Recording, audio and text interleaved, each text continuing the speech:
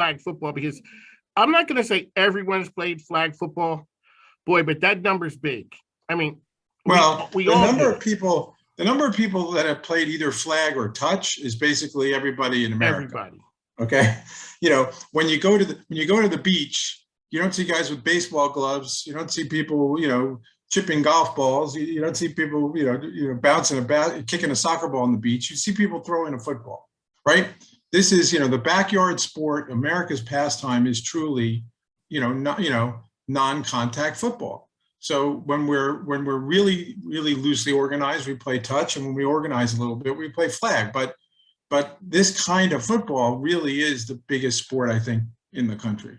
So it's really a part of our culture. Everybody loves the fact that when you look at our game, that while we have world-class athletes providing an incredibly thrilling action, at the same time, it feels a little bit like recess. It feels a little bit like the backyard. It does.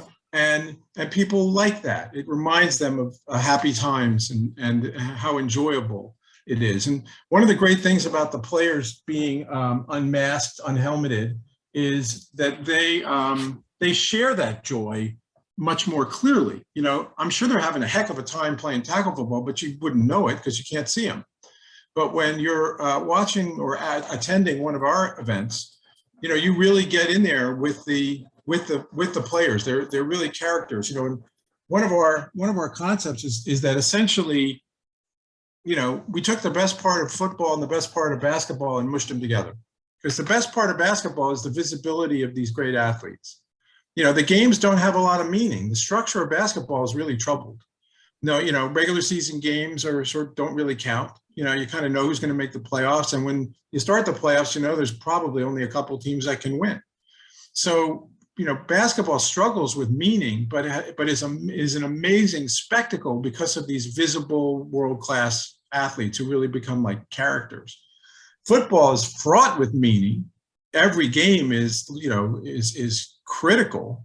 And the structure of football is such that you never really know who's going to win. I mean, that any given Sunday concept is really so much more true in football than it is in any other sport. The fact is, every matchup, whether it's a D-back on a receiver, a lineman on a lineman, or a team against a team, every matchup is kind of in doubt.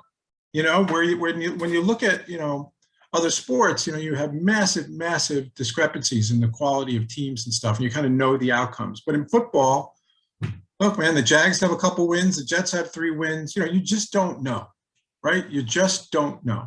So we've got the structure of football, we got the playmaking of football, but that visibility of the players, just brings the whole thing to life. It brings on another dimension. And I think that's the dimension in which the entire business of the NBA is built, is that visibility.